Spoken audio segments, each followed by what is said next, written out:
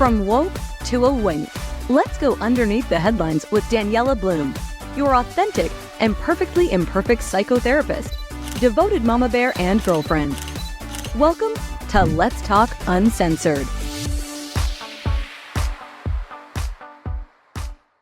For those of you joining, my name is Daniela Bloom, and I had the privilege of hearing Simcha Weinman last week in person, sharing. He is the international spokesperson for Zaka. He was invited to the UN to speak about something that I really truly feel is the missing piece to the story of October 7th, that a lot of people don't understand, but now will come to understand once they understand the foundation of Zaka and that it brings dignity to the deceased. And this morality is exceptional. And this is why, in general, Jews do not use the deceased as any form of propaganda. So I heard Simcha speak last week. I was moved to tears, and I said I want to do all I can to spread the work of Zaka. And although its roots are in Judaism, its services are to bring dignity to people from all religions and backgrounds. And Zaka has been there first on the ground to many crises that we're familiar with here in America. So Simcha, why don't you let our audience know, especially an American audience who've never heard of what Zaka is. Hi, first of all, thank you for having me on your show, and for sure speaking to the world about what we are dealing on a daily basis, not only on October 7th. It's very important that the world should know where we're standing. Zaka is a nonprofit organization that's basically trained with the police and the army to be able to help citizens internationally, not only in Israel, but international. We go with special forces from Israel, not only with them, but with them a lot of times to give support for different countries around the world after tragedies like earthquakes or tsunami or different terror attacks. And we're there for any human around the world. It doesn't make difference the culture. For sure, it doesn't make difference if it's a man or a woman. We understand that everyone is creation of God, and we have to be there for everyone. On a daily basis, we deal with situations like after car accidents. There's sometimes an ambulance comes and takes care of whoever is deceased or takes whoever is needed. But there's a lot of times that there remains after car accidents, after train accidents, after buses that blow up, or different situations, elderly people that were found in their houses after a week or two that the neighbors called to say that there's a bad smell coming out of the apartment. Different situations, people that suicide took their own life in their hands. So there's a lot of times that we're called in, as we're called as we deal with situations of not regular death. That's basically where we come in. Because in Israel and the Jewish community, there's a special group of people. It's called Chevra Kadisha. They basically deal with the deceased, and on a normal basis, if someone dies from old age or whatever, so they come and they take care of the burial and everything, whatever is involved. We come in the hard situations that we're talking about, situations that normal people will be willing to face. And this is where we come in. Now, the reason we do it is by understanding that every person, because we are God's creation, the understanding that every person is like a Bible. Basically, God gave us the Bible, and we live our life through it. And in that understanding that if a Bible burns, so we have to collect all the ashes and bury it in a respectful way, exactly the same as a human being that died a tragic way. We collect every drop of blood from the scenes, make sure that there's no tissue samples or bones or anything else. And if there's ashes, so we collect every drop of ash. We come to a conclusion that everything is done the proper way, and the families could know what happened or that everything was taken care of according to the law, the way of the family wants it to be done the proper way. Basically, October 7 comes up a whole different situation of understanding and seeing and dealing with situations that you cannot believe and cannot understand where what the situation is. It's totally a different understanding. Now, in a normal base, we would never, before we become volunteers in Zaka, we sign a document saying that in our life we would never take out a phone or take pictures or images or whatever on the scenes. By understanding that what we're doing is so holy and so precious for the families, for sure whoever is alive and for sure whoever died, to respect them. And today, in this generation, you just press enter, the pictures are floating around the world in a second. Yeah. And by that understanding, we never, ever take pictures. October 7, we understood the situation totally different after a few hours dealing with the situation. For sure, forensics took pictures and all that, but the denial that happened after the Holocaust, it took 50 years to start hearing the denial. Over here, it took 50 seconds. Right after the attack itself, right away, they were using their GoPro cameras to live stream to Gaza and Iran and different countries around the world, the Muslim brothers, to see what's happening in Israel, what they're doing, the Hamas, all these terrorists. They were live streaming it, and then all of a sudden they started saying, no, it's a make-up story that Israel is making up. So we got a straight we got a call from the chief rabbi of Israel. He gave us a straight answer that we have to make sure that we have all the pictures and all the images and videos and whatever. We had to make sure that we have all the information to be able to have it for identification and showing the world, to make sure that we have it, and for sure not to give it out, but to have it for standing in front of court, standing in Hague, showing it in the UN. So that's the reason we had to make sure that we have all these pictures and all that. That was a special request from the government's office and the chief rabbi of Israel.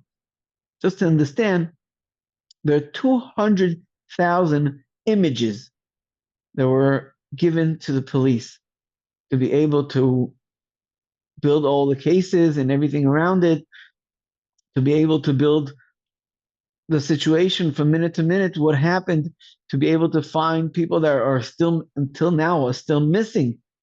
Through all these pictures and images, they were able to see different places what happened, who was there in that image. In the next image, he was not around. So was he captured? Was he killed? Through those images, they were able to find more and more people that were gone. But we had the capability to know at the end what happened with them. Were they captured into Gaza? Oh, they died in the attack. Some of the bodies were burned. So the images from before and the images in between and the images at the end gave us more and more information to be able to know where these people are. Yeah, so you have to wear many hats. You have the halachic training from Jewish law, but you also have to have a medical and forensic background. Yes, And for sure. this is mostly Jewish men and women volunteers. Is that right? Zaka is built from 4,000 volunteers throughout the country, throughout Israel. Um, there are men, women, Muslims, and Christians from different cultures, because when we come to different countries around the world, if let's say a year and 8 months ago we were in Turkey collecting 18 bodies of Muslims, there's a certain things that you have to know what to do and how to do. In Israel, in the Jewish law, the first thing is when you come to a scene, first of all, what you do is you cover right away the bodies Mm-hmm. by respect. Mm-hmm. In different cultures, in the Muslim culture, you have 4 different ways of seeing the halacha over there, the way that the law, according to Islam, has. And in the Christian, also, there's different ways of how you deal. So if you come and you cover the face, you cover the body is okay, but if you cover the face in certain cultures, you disgrace the body now. So Wow. you have to know how to deal with the situation. How You is have to Zaka cover. received?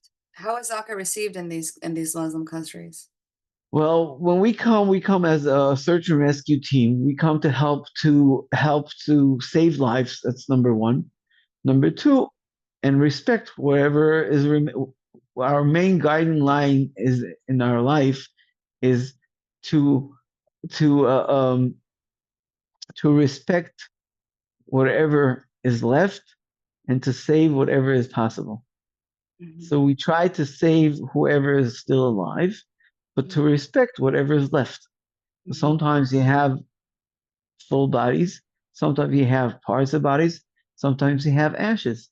But that's a respectful way that we collect and we receive and we bring to the family the hope to be able to have something to rely on.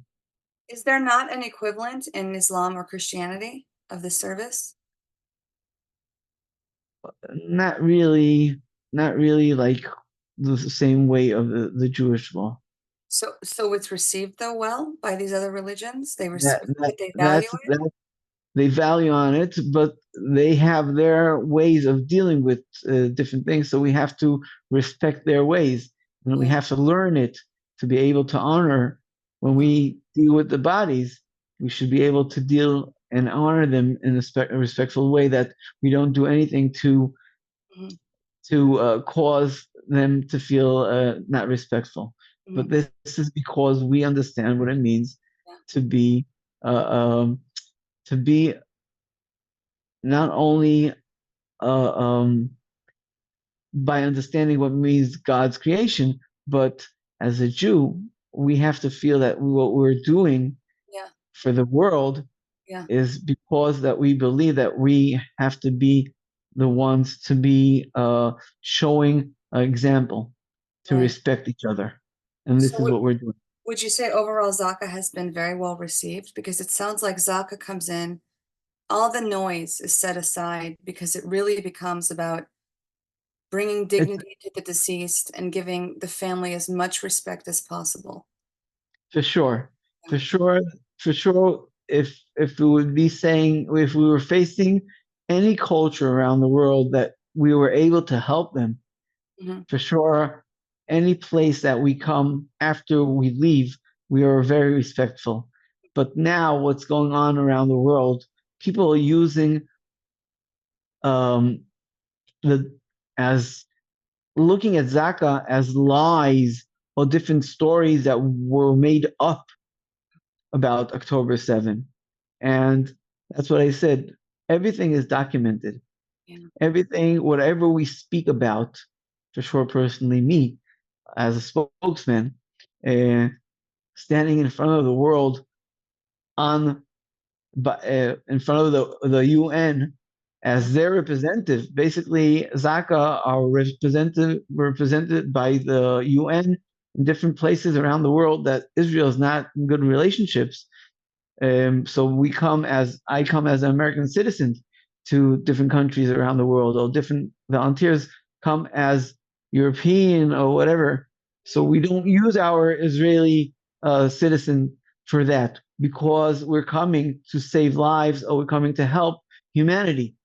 It doesn't make difference what our culture is because we're trying to help the people that need the help. It doesn't really we don't face who we are or what we are. We're here for everyone.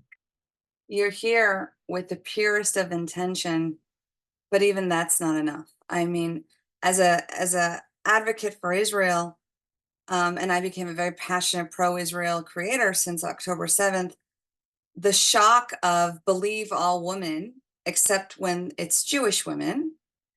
Exactly.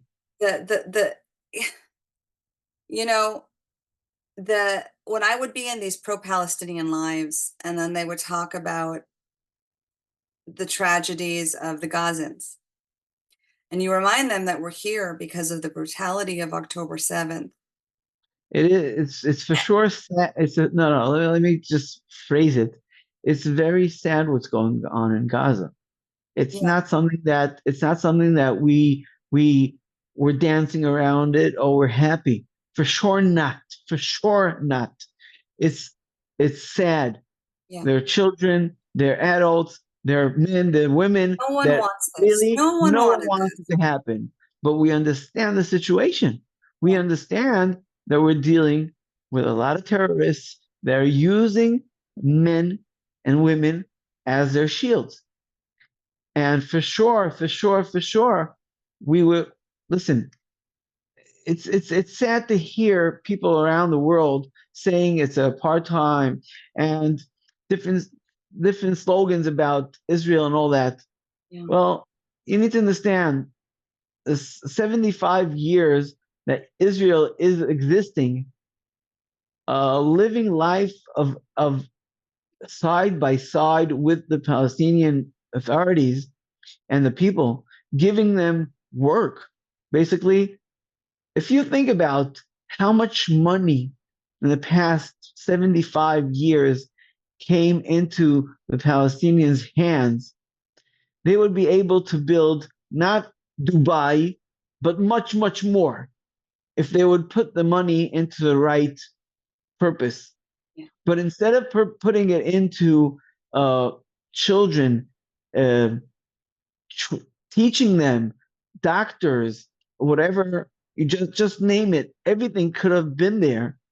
They could have been a very, very successful place internationally. But they decided not to do that. They decided to put their hand into terror all around the Gaza area, and for sure in Judea and Samaria. We see it. It's not like it's going to sleep anywhere. And we see the attacks up north. It's not only Gaza. Now it's Hezbollah. It's Iran. All around the world. Now we see it here in America. We see it in Europe. The Muslim countries around are rising up, taking over Europe, taking over America, and it's not coming down. This is a total different understanding of what we're facing. But again, we're not into politics. Yeah. We're in to help people, to help humanity, to be there for everyone that needs the help. And we're there. And when we stand and face the situation, deal with what happened, and then we have to start telling the story and start bringing reasons it didn't happen, the whole discussion around it, women's rights, where are they? Where are they? All these women that anywhere around the world something happens, everyone goes out and makes a whole to-do about it. And when it happens in Israel, not a word for months and months. That's the reason I faced the UN saying, I represent you around the world. I was never asked if this and this and this in different countries, whatever happened, was it this or was it that? No, I was there to help. And now, when it happens in our backyard, in our house, in our family, we have to be questioned? That's not normal. No, it's not. It's not the same standards that are applying. There's always way more questions when it comes to true Jewish victims. There's way more questions when it comes to the IDF. But going back to your work on the ground as a Zaka worker, you, As Zaka volunteer. a Zaka volunteer, that's right. You're a I am a businessman. Thank God I have my own business, and I'm devoting my life to help the world. It is such a tremendous task that you choose to volunteer that I don't know if most people could do this. It's very special work. Yes. You have a front row seat to seeing what the worst of humanity is capable of. I remember the story you told last week where you saw the makings of a birthday party just a few hours before the victims would later be burned alive holding each other. Sure. How do you reconcile that? How do you go to bed at night? How do you keep your faith in God and humanity when you see these types of scenes on truly innocent victims who have not done anything to bring this on, especially these victims? These were the most pro-Palestinian Israelis who would drive the same Palestinians to get medical treatment, to get them permits. Well, by understanding where I live and what I grew up as a believer, that whatever happens is God's will. And God sometimes gives us wake up calls. And as you asked, how do I go to sleep? I always say as a joke, I sleep on my left side. And because you have to be a little bit, you have to joke a little bit here and there. But really, there's a comment that says to praise God at night and to thank God in the mornings. להגיד בבוקר חסדך ואמונתך בלילות. When you get up in the morning, the first thing as a Jew that you say is, thank you, God, for giving us back our soul.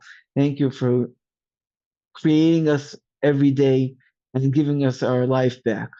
Because when we're asleep, we're asleep. We can be asleep forever. And basically, when we get up in the morning, this is the time to praise the God.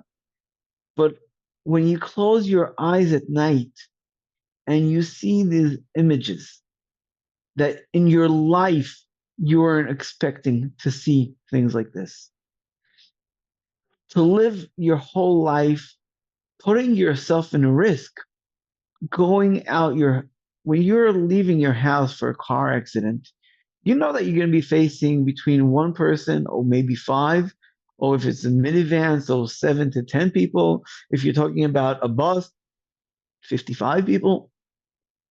But you know what you're going to be facing. When we left for October 7, we did not know we didn't have any idea what we're going to be facing. Hundreds of bodies. And every body was a story. You're not talking about a situation that you say, okay, so everyone died after a tsunami, so everyone was washed away, and the bodies were like over here. Every step, every house that you walked in, you're praying, God, make sure that the eyes of the victims are closed. Because you know what it means when you walk into a room and the person's eyes are wide open, looking at you. You feel the screaming at you. You say to yourself, what happened over here after a blast of grenades, after attacks of cutting people to pieces, brutally, things that you can't imagine. And you're facing this situation every night before you go to sleep. So for sure, there's nights that you can't sleep. for sure, at the beginning, it takes you time. And after a certain amount of time, it jumps again. And every thing can trigger you. You can hear something, or you can see forget about seeing movies or whatever, or seeing something that right away it flicks into your eyes, you right away remember, and you start thinking about it. But if you live your life in understanding that God is one that controls everything, and God does it because He tries to waking us up. Yeah. And if we're talking about timing, this week is Parashat Chukat. And in the Bible, we read about the red heifer. The red heifer, basically what what they used to do is burn the red heifer into ashes, mix the ashes with special water that was blessed, and then pour it on people that dealt with situations of burial and all that. It's called Tme'ei Met, people that were working like what Zaka does. Yeah. And that, from using that water, you become without any, I would call it, we become pure, Sure. Yeah. basically. It washes the After, impurities. Yeah. exactly. Yeah. So it's you're talking about exactly now, this Shabbat. It's exactly after understanding what it means and all that. But living a life of a Jew and understanding what our purpose is, this is what helps us continue doing what we're doing and to be able to face situations like this. Wow. But we were not prepared to see what we saw, and we're not prepared what could happen any second up north. Yeah. And this is really, really scary, because what happened in the Gaza Strip in that area, we call it the homemade rockets. Mm-hmm. And all this was homemade stuff. So even though the Iron Dome helps us, and thank God nothing really major happens with all the missiles and all that, but up north, who knows what could happen any second? And you're talking over there, hundreds of missiles in a moment flying from Lebanon to Israel. It's something that who knows what can happen, and you're going to be hitting Tel Aviv and who knows where else in the country. And if we're not ready as volunteers mentally, physically, and for sure supplies, because in 3 days from the attack on October 7th, 3 days into the attack, we were emptied out. Our stock of a year was finished in 3 days. We had to get body bags, we had to get supplies. It was crazy. So we have to stand really strong and really ready for any situation that could happen. So this is a perfect segue because this is all volunteer. You're going back and forth between coming to America to bring awareness about Zaka to knowing at any moment your services could be greatly needed in Israel. Sure. What would you like us to know? How can we best support you and Zaka? And what is your where are your greatest needs? Well, we need supplies. Supplies means when we came into the kibbutzim, there was no electricity. Okay, so we had to have special minivans or vans with connected to generators and special balloon lights to have electricity, to be able to continue doing what we're doing even at nightfall. Oh, dark areas. So we need all over the country to have those kinds of things. That if something happens, right away we can right away we're able to get that supplies to help us. Not only that, mentally and physically, we're talking about 4,000 volunteers that were constantly coming in and out the kibbutzim and dealing with this trauma. Mentally, we have to have taking care of each volunteer and making sure that they go through private sessions to make sure that they're healthy and they're capable. Because if they can't cope with the situation, I can't call them up and say, okay, we have another situation up north. we can't face that. So we have to have enough mental care for everyone. And Zaka was started 40 years ago, 38 years ago, 39 years ago. Zaka started after all the terror attacks in Israel. Basically, then buses were blowing around the country and we were needed. So we bought minivans and ambulances and all these things. But the past few years, it calmed down. There are no buses blowing up in Israel. So the need wasn't so big. But we saw on October 7 when I drove a truck that's not proper for taking bodies. I loaded 72 bodies in the first few hours on that truck. So for sure, we need a few trucks. We need ambulances. We need supplies to be able to come and take care of these disasters in the best respectful ways. So there's a link. There's a way to help us for sure. And as I said, we're a nonprofit organization. It's an organization that lives on funds internationally. Whoever can help for sure. It's a responsibility of every person in this world to care for others. And for sure, for the Jewish community, everyone as a Jew has a responsibility to make sure to take care of the descendants and the family, making sure that they come to burial the proper way according to the law of the Jews. And we want to make sure that everyone gets the proper burial in the way that the family has where to come, where to pray, where to be with whoever died. And by that, we have to be ready. We have to be strong, prepared, and as I said, we're connected. We get trained by the police. We get trained by the army. So if there's a normal basis, the police is in charge on every scene, and we come and we help the police after the forensics come in and do whatever they need to do. Then we come in and we clear out whatever remains are there. But we're talking about mass casualties like this, like October 7. So it's already not in the hands of the army.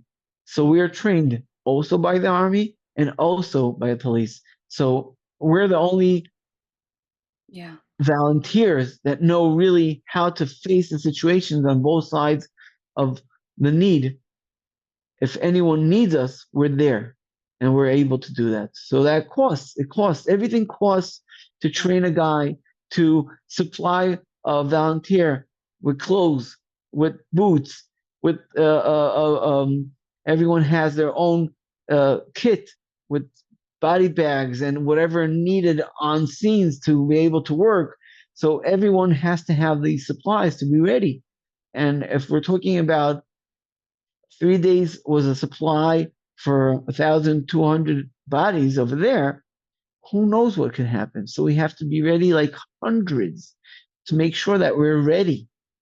This is a lot of money that we have to raise, because if we don't have it, and then we're going to start chasing ourselves, trying to get donations and all that, it's something that we're going to be caught without any possibility then, because who knows what's going to be. Right. And it takes you away from the work you want to do. And the volunteer, the fact that you are volunteering, the least we can do is support you with supplies. I think many Jews around the world feel the same. What happened to the victims, what's happening to the hostages, it feels personal. It feels like family. When the hostages, some of them came home a few weeks ago, everyone was moved to tears. It felt like our own family was coming home. So supporting Zaka, supporting that if there are family members that are not so lucky, that have met a very cruel and untimely death, we should honor Zaka because we would want that to be done to our own family members, and we are a family. That's why as an American, I didn't know what Zaka really was. I mean, I heard of United Hatzalah, and and Magin Adom. Yeah, Yeah, the Red but Cross.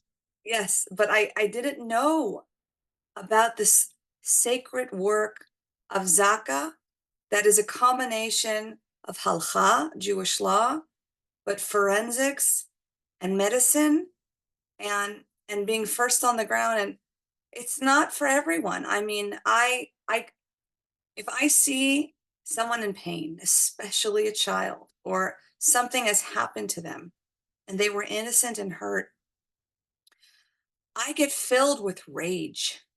I get filled with I take it very personally and I can't shake it. And that's why I know that I would be better as a psychotherapist than an ER doctor.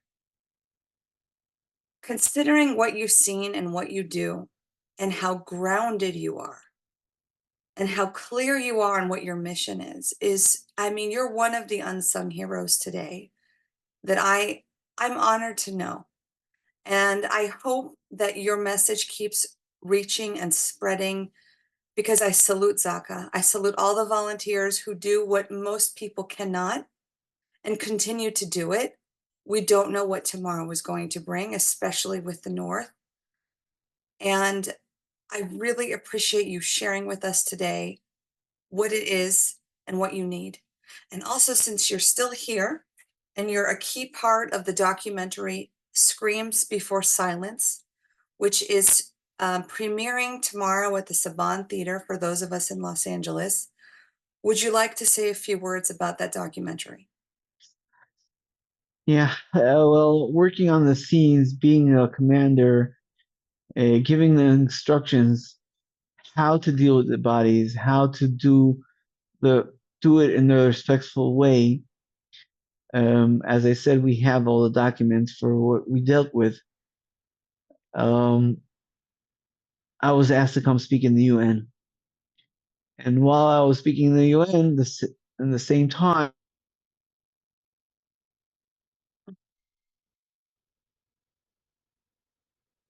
hello, Yes, can you hear me? got cut. Yeah, Yeah, go ahead. got cut off. Yeah, we lost you at the same time. Yeah. So I spoke in the UN on behalf of Zaka, on behalf of Am Yisrael and Klal Yisrael around the world, as a Jew and as a Zaka volunteer. And the same time I was there, also Sheryl Sandberg stood beside me and spoke about women's rights. And I was there. I was there and I am now standing for those women, men, and children that were killed in brutal ways. And for sure, I was standing on that stage speaking about what those women went through and standing there and shouting, being their voice for those moments. This is what we have to do. That's another After way. that, Yeah. after that, um, Cheryl asked me if I'm willing to come with her to speak in the parliament in England, France, and Germany. So we went together for a week to Europe, and we spoke in all these places. We were able to cause the UK to write a document about October 7, and it's something that the UK is going to be pronouncing it every year and teaching it in every school on October 7, because they understood how important it is. After that, Cheryl asked me to join her on the film that we're screening already around the world in 7 different languages. It's called Scream Before Silence. It's on YouTube, free to see, 52 minutes. And tomorrow we'll be screening it here in Los Angeles in the Saban Theater. I'll be joining over there. I'll be part of the speaking over there about the atrocities, standing together with everyone else, shouting, speaking for those women, speaking for those people that died because they were Jews, speaking because they could not speak anymore. shouting their shouts and being there and standing there for them, representing them as a survivor. I would call myself a survivor by standing there. The Holocaust survivors had numbers. I am their number. Wow. Yeah, it's moving me to tears again. Bless you. It's someone needs to tell their story, to bear witness. This is not the first time the Jews have faced something like this. I spoke to a rabbi when I was telling him, I'm every day I feel this energy of just defensiveness and anxiety to defend our people. But he said to me, you don't need to save the Jews. We are going to be okay. And I truly believe, after learning about Zaka and hearing your clarity, this is part of the reason we're going to be okay.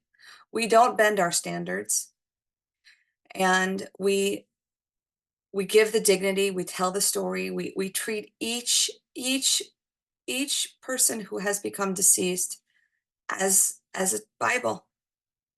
And that honor, that attention, I think that is the sacred foundation to our longevity. And I'm glad to know it. I'm glad to be a part of supporting this. And if you can just, we're going to have the link, but if you can just, can you just say the website? And on the website, I'm sure there's also a link too. Is it just zaka.org? Yeah, it's www.zaka.org, right? No, it's the www.zakaworld.org. Okay. www.zakaworld.org. You can learn more about the organization, what Simcha does, and you can make a donation, however big or small. This is a volunteer organization. You heard the sacred work that they do. Please give what you can, because we are all connected.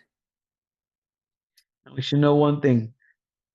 Zaka, until October 7, the letters Zaka in Hebrew, they stand for the letters Zayin, Kuf, and Aleph.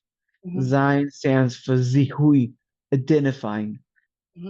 Kuf is korbanot, is people that were deceased in sad situations. And Aleph is identification. Zihui, korbanot, ason, after tragedies. That was until October 7. By understanding that was our purpose, to collect, to help whoever it is.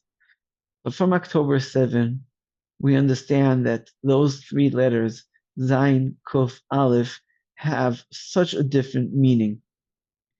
It's Ze Kiruv Achim. This organization, Zaka, Kiruv means connecting the brothers. We are, thank God, the ones to be able to connect between the circle, not Jewish room, all around. Doesn't make difference whoever we are. We are all brothers and sisters, and we have to be united. And this is our mission, to unite the generation, to unite Am Yisrael for sure, but to unite the world by understanding what it means, humanity. That's right. And if we care for each other, we will continue growing and being there for each other. It does not make difference what your culture is. You are God's creation. That's right. That's part of the Jewish message of Tikkun Olam. And it seems like Zaka is a really great example of that. It's not about the Jews. It's what the Jews can bring to heal the world. Exactly. For everyone, for everyone's benefit. Thank you for listening to this episode of Let's Talk Uncensored. If you enjoyed it, please share it. Subscribe and leave a review to keep this podcast growing. Remember, blooming exactly where you are planted requires personal accountability, forward thinking, grace, and some humor, of course. You got this. Visit www.daniellabloom.com to sign up and join this special community of free thinkers. Follow Daniella's latest uncensored antics on your favorite social media of choice. See you next time.